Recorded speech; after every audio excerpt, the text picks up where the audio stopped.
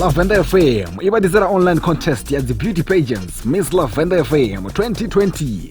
Afandi une varanoko vote vavhenda la nyashikamuro vatangana hone ramvukurura ravona yonako vafira vote riramba vote vora runako mwana upote avhenda kauve chipida ngaurumela full body picture yakudhisa kanambura dza utabuziteverawo 082 794 0534 082 794 0534.